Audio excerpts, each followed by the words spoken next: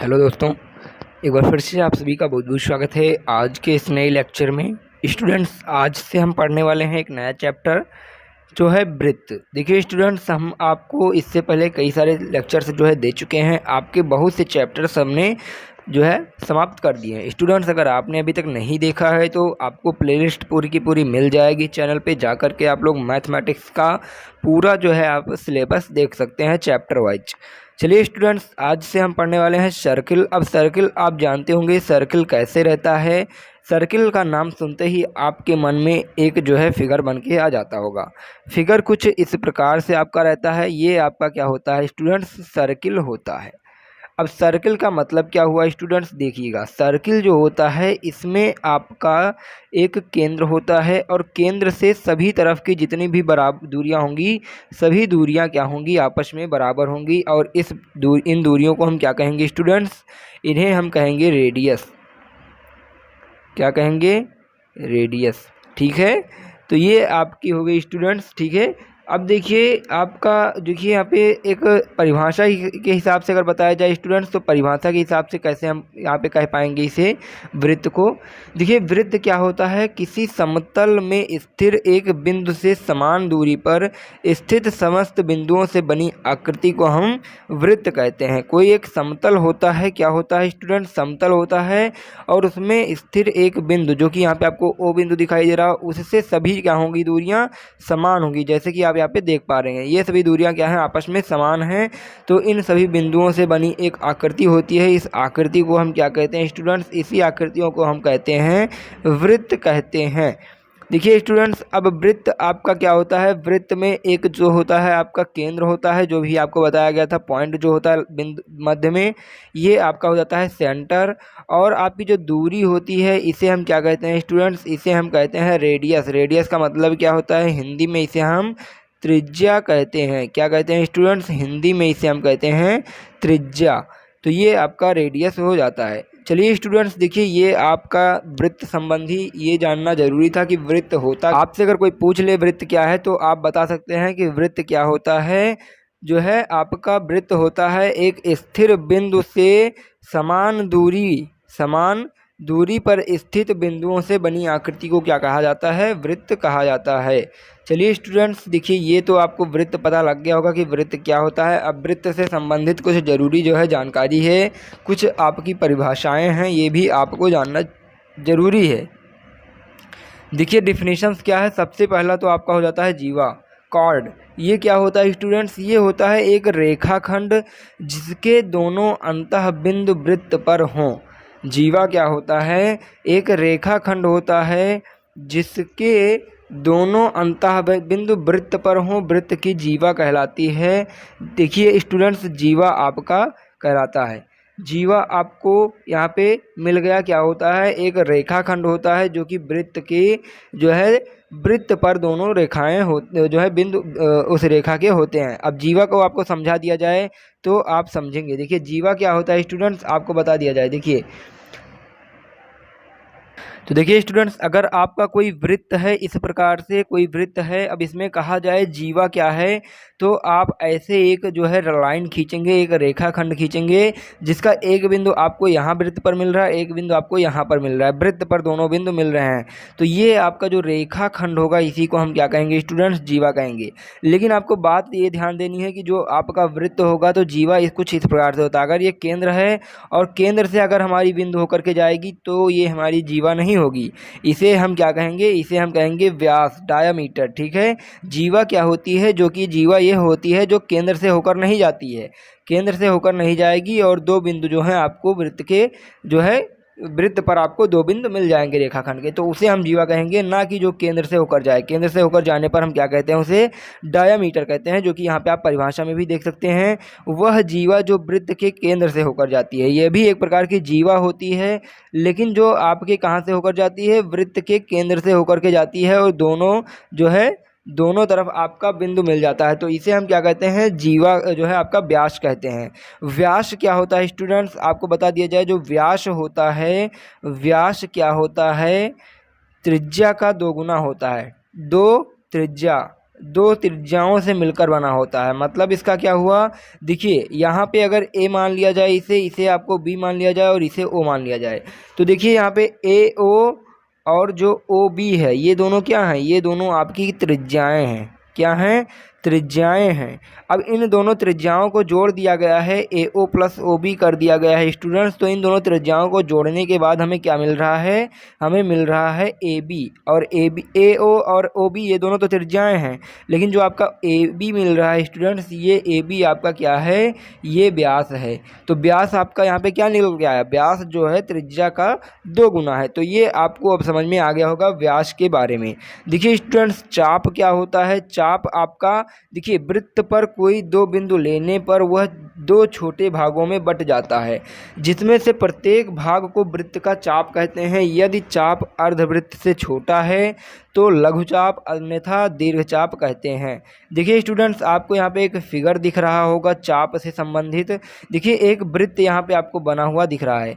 अब इस वृत्त पर आपको यहाँ पे देखिए 2 बिंदु लिया गया है। कहाँ कहाँ पर, एक आप यहाँ पे समझिएगा, एक तो आपका ये हो गया, ये बिंदु जो है 2 लिया गया है। इसमें देखिए ये आपका हो गया ए बी, ए से लेकर के बी तक है।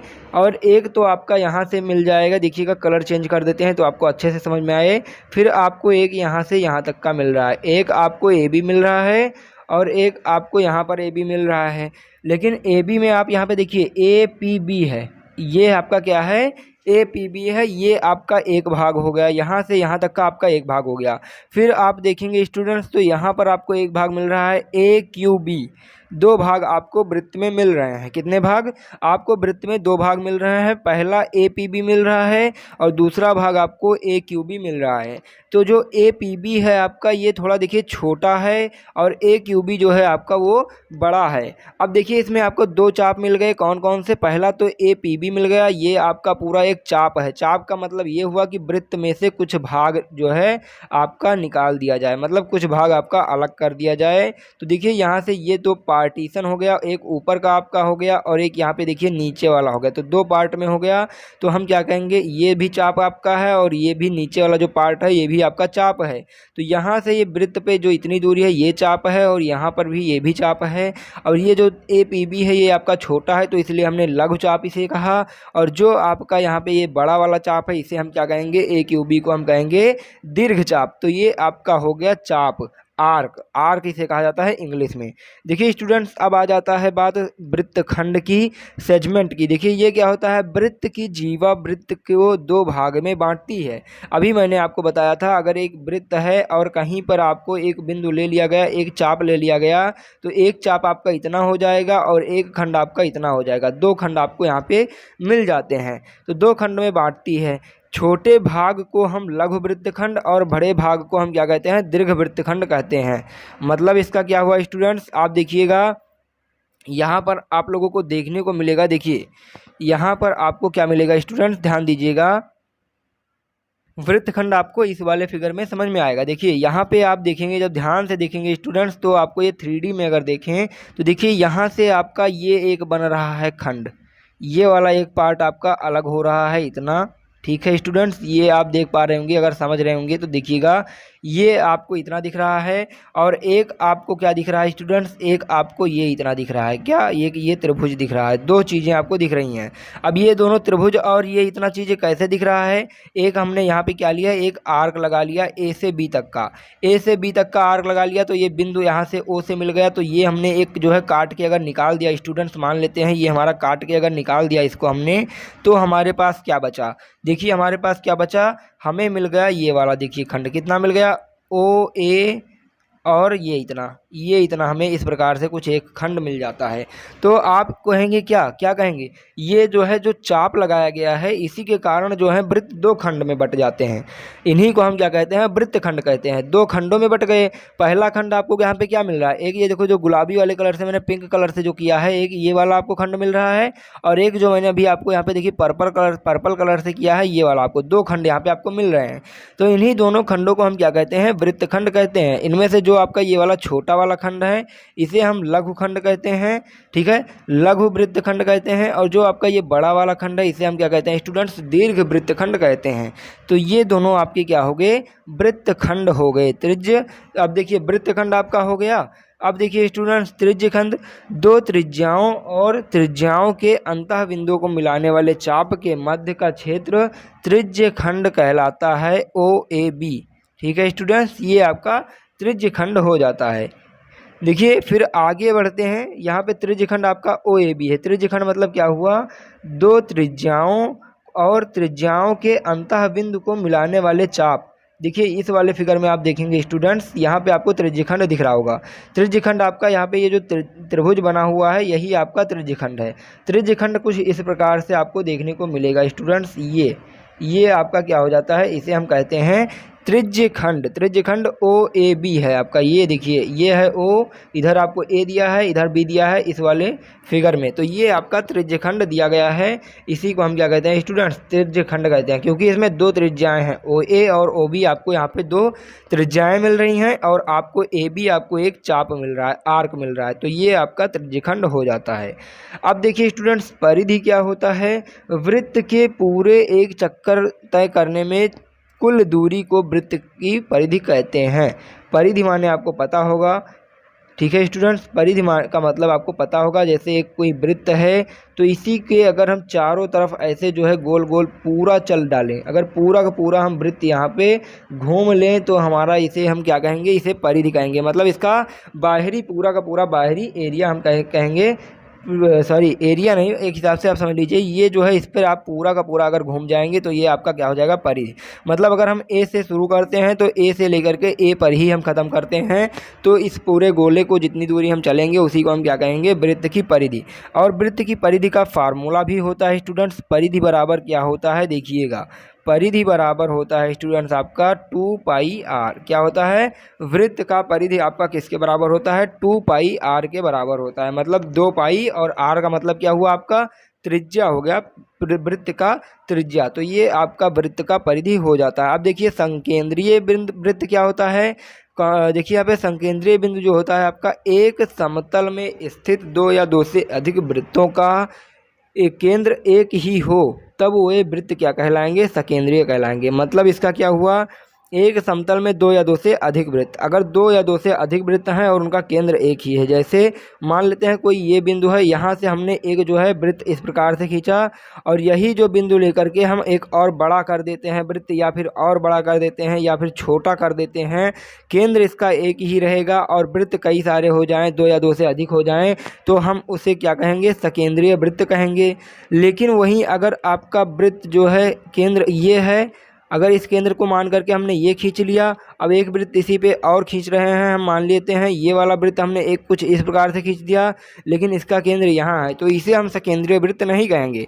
सकेंद्रीय वृत्त हम किसको कहेंगे, जिसका केंद्र मान करके हम कई सारे वृत्त खींच सकते हैं। केंद्र एक ही रहेगा, वृत्त आप कई सारे खींच सकते हैं, तो ऐसे वृत्त को हम क्या कहेंगे स्टूडेंट्स, सकेंद्रीय वृत्त कहेंगे। तो अब आपको वृत्त संबंधी कुछ जरूरी जो भी इम्पोर्टेंट जो है परिभाषाएँ थी अब आपको समझ में आ गई होंगी। तो उम्मीद करते हैं आपको इतनी चीज़ें समझ में आई होंगी स्टूडेंट्स। देखिए अब आपको एक चीज़ और बता दें, स्पर्श रेखा और छेदक रेखा। स्पर्श रेखा, स्पर्श से ही आपको पता चल रहा होगा कि स्पर्श माने क्या होता है, स्पर्श माने होता है टच, तो ये टच करना होता है। और छेदक मतलब क्या हुआ, जैसे किसी को छिद्र बना के चला जाए। जैसे देखिए अगर कोई ये बिंदु एक जो है वृत्त है, अगर वृत्त में से ऐसे छेद करके चला जाएगा तो यहाँ पर देखिए कट रहा है, यहाँ पर कट रहा है, तो ये एक प्रकार से क्या कर रहा है, छेद बना करके जा रहा है। तो ऐसे रेखा को हम क्या कहेंगे, छेदक रेखा कहेंगे।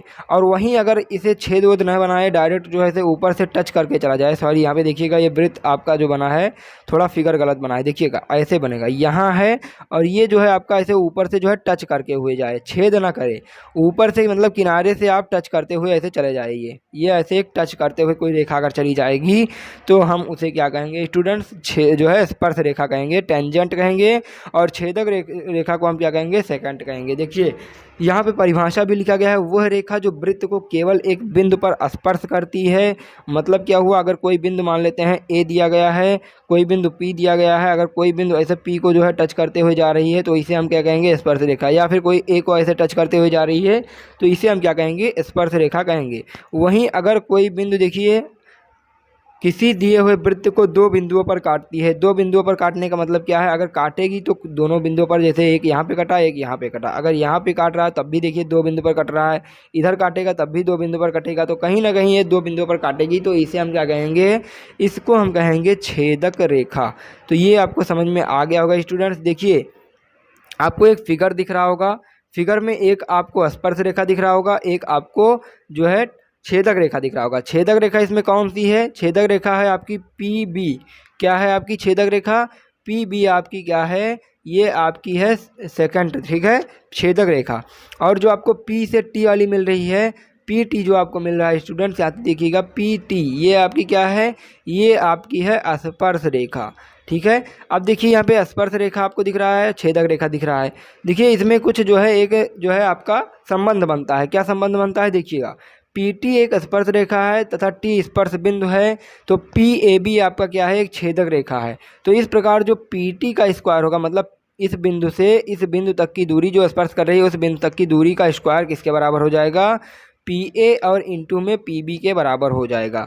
ये आपको एक जो है संबंध है, ये आपको याद रखना है स्टूडेंट्स। PT स्क्वायर बराबर क्या होता है, PA और इंटू में PB होता है। तो ये इतनी चीज़ें आपको अब समझ में आ गई होंगी। स्पर्श रेखा, छेदक रेखा भी आपको स्टूडेंट समझ में आ गया होगा। देखिए स्टूडेंट्स कुछ पॉइंट्स और हैं, आप लोग याद कर लीजिएगा। देखिए ये भी आप देख लीजिए, कोई अगर आपका अर्धवृत्त बन रहा है, अर्धवृत्त मतलब आपको समझ में आ रहा होगा, अर्धवृत्त का मतलब क्या हुआ, ये आपका क्या होता है, अर्धवृत्त होता है, ठीक है। पूर्ण वृत्त मतलब ये हो गया। अब अर्धवृत्त का मतलब इसका आधा हो जाए, मतलब जो केंद्र है वहीं से जो है दो भाग हो जाए, या तो इधर कट जाए या फिर आपका अर्धवृत्त कुछ इस प्रकार से भी हो सकता है, या तो इधर से कट जाए।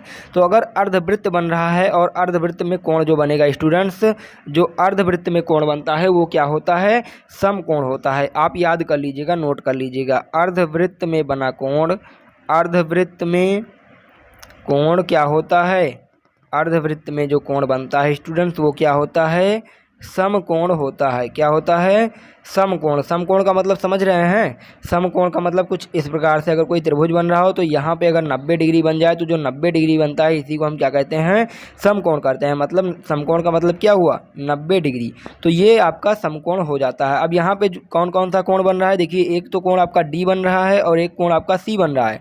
तो देखिए ये अर्धवृत्त में ही है, ऊपर है, पूरा आधे वृत्त के ऊपर है।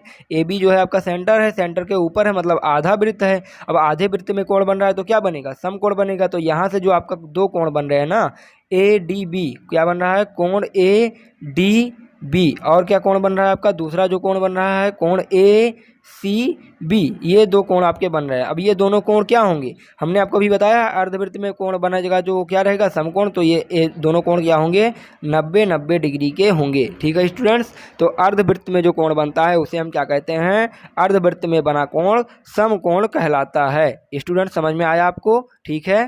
तो देखिए स्टूडेंट्स जो आपका अगला पॉइंट है, अगला पॉइंट ये है कि अगर कोई एक वृत्तखंड है, मतलब आपका पूरा एक वृत्त है, ये दोनों, ये जो है वृत्तखंड आपका है, और अगर एक ही वृत्तखंड में कोण बन रहे हैं, कोई दो कोण बन रहे हैं, तो वो क्या होंगे, आपस में समान होंगे। जैसे ए बी सी डी, चार ऐसे मान ले हैं। अगर एक यहाँ पे एक कोण बन रहा है, एक यहाँ पे कोण बन रहा है, तो देखिए एक ही वृत्तखंड में बन रहे हैं। तो जब एक ही वृत्तखंड में बनेंगे स्टूडेंट्स तो कोण क्या होंगे, आपस में समान होंगे। मतलब क्या है, एक ही वृत्तखंड में बने कोण, एक ही वृत्तखंड में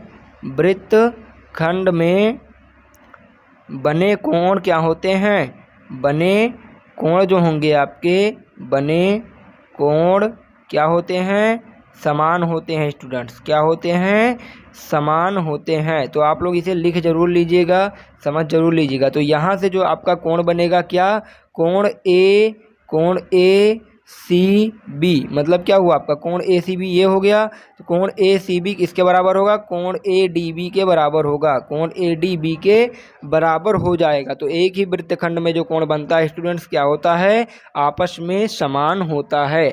इतनी चीज़ें आपको समझ में आ गई होंगी। तो चलिए स्टूडेंट्स आज आप लोगों के लिए एक दो इम्पॉर्टेंट क्वेश्चन है वो भी करा दिया जाए। फिर कल से आपका जो भी इंपॉर्टेंट क्वेश्चन आएगा हम करा देंगे। तो आप लोग रेगुलरिटी जरूर बनाए रहिएगा। अगर क्लास में आपको कुछ अच्छा लग रहा है तो इस वीडियो को अपने सभी फ्रेंड्स के साथ में शेयर कीजिए, जिससे आपके अदर फ्रेंड्स भी देख सकें, क्योंकि देखिए एग्ज़ाम टाइम भी कम बचा है। तो अब और ज़ोर तोर से तैयारी शुरू कर दीजिए। देखिए पहला क्वेश्चन आपका है जो पॉलिटेक्निक एंट्रेंस एग्ज़ाम 2010 में पूछा जा चुका है। ऐसे क्वेश्चंस आपसे थ्योरेटिकल भी पूछ लिए जाते हैं। देखिए क्या है, x सेंटीमीटर त्रिज्या के अर्धवृत्त के अंदर बने बड़े से बड़े त्रिभुज का क्षेत्रफल क्या होगा। x सेंटीमीटर त्रिज्या के अर्धवृत्त के अंदर बने बड़े से बड़े त्रिभुज का क्षेत्रफल क्या होगा। तो स्टूडेंट्स देखिए त्रिभुज का क्षेत्रफल क्या होगा, किसी कोई अगर अर्धवृत्त बना है उसके अंदर जो त्रिभुज बनेगा, मतलब क्या है, कोई एक वृत्त है, अर्धवृत्त है, तो अर्धवृत्त का मतलब क्या हुआ, ऊपर वाला पार्ट चाहे ले लें चाहे नीचे वाला पार्ट ले लें। तो एक अर्धवृत्त है और अर्धवृत्त में बना बड़ा से बड़ा त्रिभुज, मतलब जो सबसे बड़ा त्रिभुज बन पाए उसका जो है क्षेत्रफल किसके बराबर होगा। तो कोई ये जो अगर क्षेत्रफल जो है त्रिभुज बन रहा है किसी अर्धवृत्त में बड़ा से बड़ा, तो उसका त्रिभुज का क्षेत्रफल क्या होता है स्टूडेंट्स, ये आपको एक एक पॉइंट में आपको याद रखना है। 4 नंबर का क्वेश्चन ऐसे पूछ लिया जाता है। तो अगर x सेंटीमीटर है तो यहाँ पे x सेंटीमीटर है, तो आपको फार्मूला के हिसाब से आपको याद कर लेना है कि अगर x सेंटीमीटर त्रिज्या का अर्धवृत्त है तो इसके अंदर बना बड़ा से बड़ा जो है त्रिभुज का क्षेत्रफल किसके बराबर होगा, x स्क्वायर सेंटीमीटर के बराबर होगा। ऑप्शन नंबर बी इसका राइट आंसर होगा, x स्क्वायर सेंटीमीटर के बराबर होगा। अगर यहीं पर पूछ लिया जाए x की जगह पे 4 सेंटीमीटर रख दिया जाए तो आपको क्या कहेंगे, त्रिभुज का क्षेत्रफल आपका क्या हो जाएगा, 16 सेंटीमीटर स्क्वायर हो जाएगा। ये आप समझ गए होंगे, ठीक है। तो यहाँ पे आपको समझ में आ गया होगा कि x सेंटीमीटर त्रिज्या के अर्धवृत्त के अंदर बने बड़े से बड़े त्रिभुज का क्षेत्रफल आपका क्या होता है, x स्क्वायर सेंटीमीटर स्क्वायर होता है। सेंटीमीटर स्क्वायर क्यों लगाया गया, क्योंकि क्षेत्रफल है तो क्षेत्रफल में आपका क्या होता है, वर्ग इकाई होता है, ठीक है, वर्ग इकाई होता है स्टूडेंट्स। तो ये आपको समझ में आ गया होगा, आपका पहला इंपॉर्टेंट क्वेश्चन था। देखिए स्टूडेंट्स आपका अगला क्वेश्चन अभी मैंने आपको ये बताया भी था। देखिए पॉलिटेक्निक एंट्रेंस एग्जाम 2010 में ये भी पूछा जा चुका है, मोस्ट इंपॉर्टेंट क्वेश्चन है, याद रखिएगा। अभी भी मैंने आपको बताया है कि किसी वृत्त के उसी खंड में बने कोई दो कोण क्या होते हैं। अभी मैंने आपको स्टूडेंट्स एक फिगर के हिसाब से बताया था कि एक वृत्त खंड था, उसी में कोई दो कोण बन रहे थे, ऐसे कुछ बन रहा था। देखिए ऐसे कुछ बन रहा था, कोई दो कोण बन रहे थे, तो वो दो कोण क्या थे, आपस में स्टूडेंट्स वो दोनों कोण क्या थे, बराबर थे। देखिए ABCD ऐसे कुछ बताया था आपको। अब एक ही वृत्तखंड है और एक ही वृत्तखंड में दो कोण बन रहे हैं, तो दोनों कोण आपस में, जो D कोण और कोण C है आपका, कोण D और कोण C क्या होंगे, आपस में बराबर होंगे। तो जब आपका दोनों कोण आपस में बराबर होगा स्टूडेंट्स, तो आपका इसका आंसर क्या होगा, वृत्तखंड के किसी वृत्तखंड में बने कोई दो कोण क्या होते हैं, आपस में समान होते हैं। ऑप्शन नंबर बी आपका स्टूडेंट्स इस क्वेश्चन का राइट आंसर होगा स्टूडेंट्स। तो आपको देखिए 2 क्वेश्चन इंपॉर्टेंट थे आज के, ये करा दिए गए, और आपकी पूरी की पूरी थ्योरी जो भी इसकी थी वो भी हमने आपको बता दिया। उम्मीद करते हैं आपको बहुत ही अच्छे से समझ में आया होगा। तो अगर आपको सही में समझ में आ गया है तो एक बार कमेंट में जरूर बताइएगा स्टूडेंट्स, और डेली की क्लासेस अटेंड कीजिए। वीडियो अच्छी लगी हो तो लाइक भी कर दीजिए। तो कल से हम लोग स्टार्ट करेंगे, जो भी इसका जो है क्वेश्चन है, सारा का सारा क्वेश्चन हम कल से स्टार्ट कर देंगे स्टूडेंट्स। तो चलिए फिर मिलते हैं एक नए वीडियो के साथ में। तब तक के लिए आप डेली की क्लासेस शाम को 7 बजे आ जाती है मैथमेटिक्स की, तो शाम 7 बजे आप आधा घंटा निकाल करके, टाइम निकाल करके पढ़िएगा जरूर। चलिए स्टूडेंट्स फिर मिलते हैं अगले वीडियो में।